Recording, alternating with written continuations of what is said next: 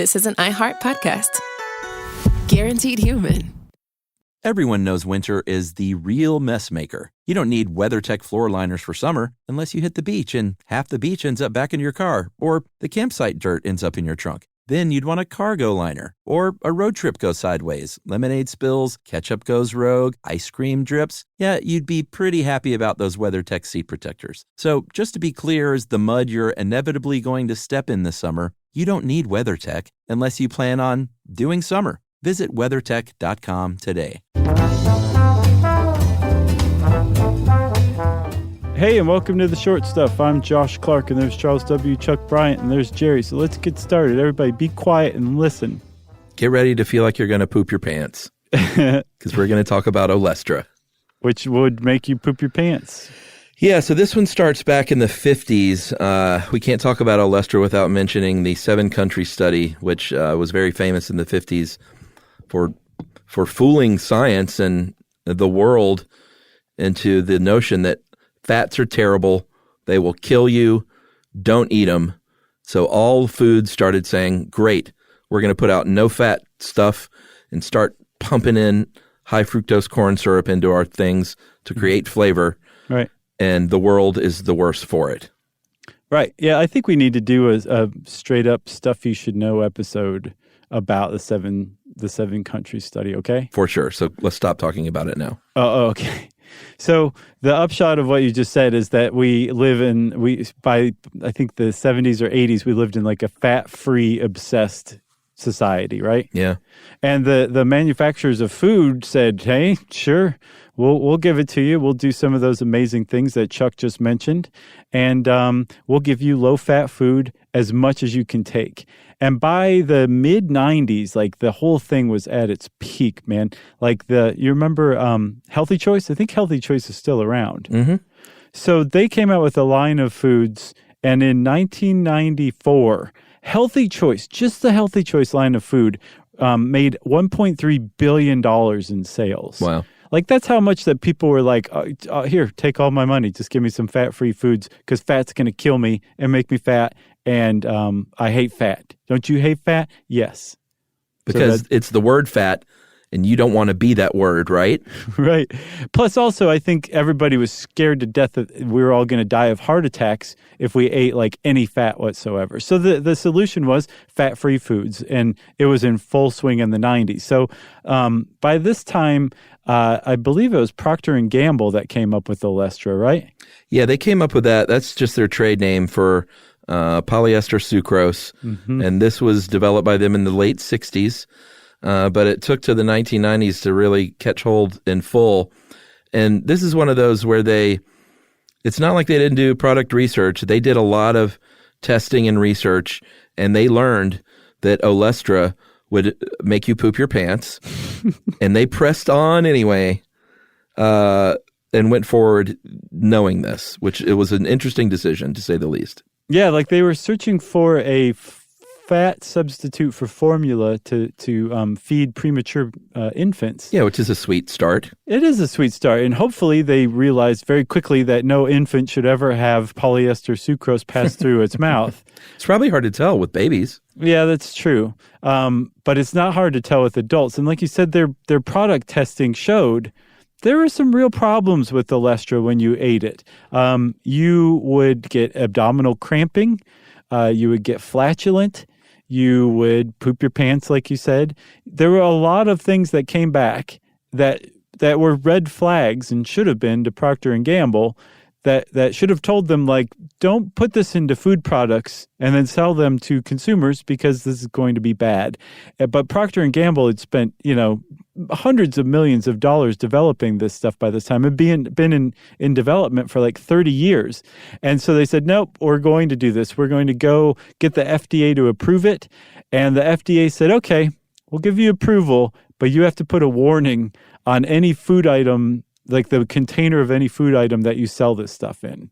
Yeah, and that label, I remember seeing it. It literally said it could cause abdominal cramping and loose stools. Mm-hmm. They were marketed for their line for like Pringles and Frito-Lay as wow, all uppercase, exclamation point. Mm-hmm. And despite the fact that it said on the label like, hey, this will give you diarrhea, people are like, well, I get that, but can I eat a whole bag of chips and not have any fat? Right. And the label said, sure. And I think that actually increased the diarrhea and the cramping, was the fact that people probably overindulged even. Right. Because they could. Yeah. And so we should probably talk real quick about the science behind this, right? Yeah, let's do it. So polyester sucrose mimics fat in its taste, its mouthfeel. It does everything that fat does except get metabolized by the body, right? Yeah. So like a triglyceride, a naturally occurring fat, is a molecule, fatty acid surrounded by 3 chains of hydrocarbons. And when you eat that thing, that molecule, your body metabolizes it by breaking the hydrocarbon chains off of it and using that fatty acid, either for energy or to store later to use as energy as fat. Okay? Yeah. That's the naturally occurring stuff. So for polyester sucrose, it has a sucrose molecule, and it's surrounded by hydrocarbon chains too, but there's a lot of them. So much so that the parts of your body that normally metabolize fat can't break through all those hydrocarbon chains. And so that molecule of polyester sucrose goes through your body untouched. It comes out the other end just like it went in. So you get the mouthfeel, you get the taste. You get the experience of eating fatty foods with no fat and no weight gain whatsoever. The problem is, on the other side, when it does come out, it comes out with a lot of poop and a lot of cramping. And there's another problem with this whole thing that we'll talk about right after this.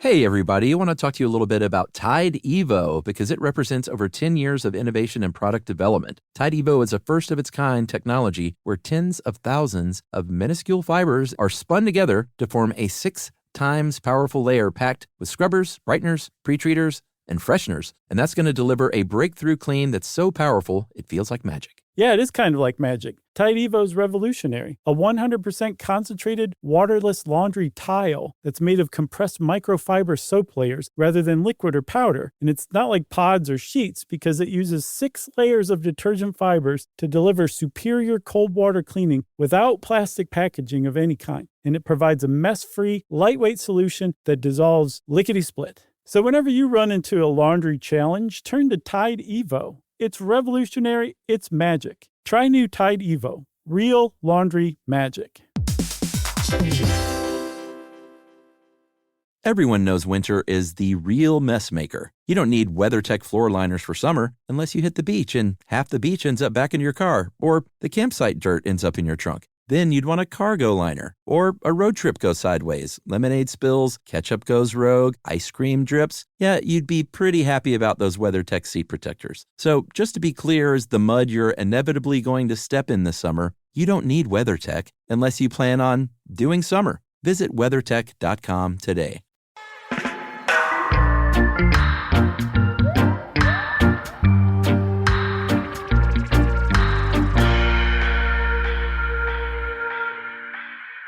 All right, so nice job, by the way, with the science.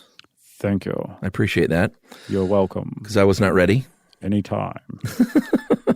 So they discovered with Olestra that this is great. It just comes out the body like it goes in. These idiots will still eat it. It doesn't metabolize. Here's the big issue with that is the body is used to metabolizing fats, but now all of a sudden your body gets confused because it's used to doing things one way, and all of a sudden your body's like, well, wait a minute. Maybe I shouldn't metabolize any fats. Fool me once. Yeah, kind of. Yeah. And so it messed with the body chemistry because it literally confused it into these artificial fats. And I think this is true a lot of times with artificial ingredients. Your body doesn't know how to react to that.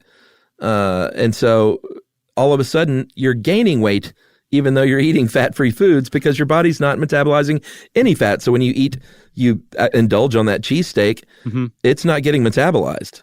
No, because so like the polyester sucrose gets passed through. Your body doesn't absorb it. But your body will absorb naturally occurring fats even if they're not metabolized. Sure. It gets stored for fat later. So if your body's not metabolizing either of it, then all the fat that's going through is just being packed on. Yeah. So people who were eating this fat-free fat substitute were actually gaining weight from recent research shows. Amazing.